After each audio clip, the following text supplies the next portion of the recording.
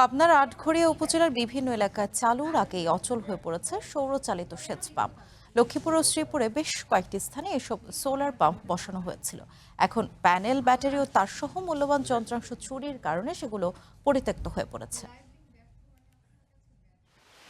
পাবনার আটঘরিয়া উপজেলার লক্ষ্মীপুর গ্রামে ইছামতি নদী পুনরুদ্ধার প্রকল্পের আওতায় চলতি বছরের শুরুতে দুইটি সৌরচালিত সেচ পাম্প স্থাপন করে বরেন্দ্র বহুমুখী উন্নয়ন কর্তৃপক্ষ BMDA। তবে চালুর আগেই পাম্প দুটি কার্যত অচল হয়ে পড়েছে।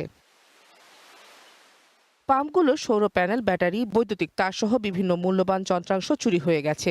একই চিত্র দেখা গেছে ইছামতি নদীর তীরবর্তী শ্রীপুর এলাকায় স্থাপিত আরো দুটি সৌরচালিত সেচ পাম্পেও। ধরেন জমিটা ওলিগান আমরা বললাম যে তোমাদের যদি সমস্যা হয় তা আমাদের ওলিগান পরিবেশ করো।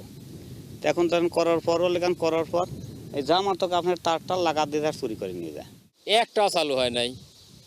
এটা একবার চালু হয়েছিল, ওই খালি প্রথমবার চালু হয়, শেষ। আর কোনো লাইন টাইন কোনো কিছুই না। নির্মাণে নাম্বার 1 শাহ সিমেন্ট। উপকার হইতে কিন্তু এই এত টাকা পয়সা খরচ হয়ে তো আমার গাছ তো কোনো লাভ হয় নাই। অনেক ফসল জন্মাইতে পারবো, এইটা হচ্ছে আমার আহ্বান।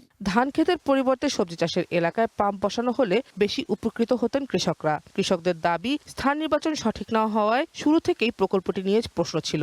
এর মধ্যেই যন্ত্রাংশ চুরির ঘটনায় পুরো উদ্যোগই মুখ থুবড়ে পড়েছে। বিষয়টি গুরুত্বের সঙ্গে দেখা হচ্ছে, পাশাপাশি প্রয়োজনীয় ব্যবস্থা নেওয়া হবে বলে জানান এই কর্মকর্তা। সেচ যন্ত্রের সবাই বা সেচের সঙ্গে জড়িত আছি, আমরা মূলত সবাই এ বিষয়ে সচেতন করছি।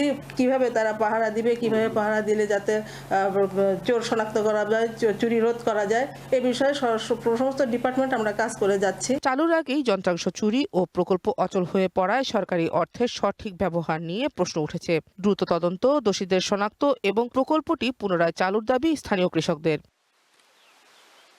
One national desk.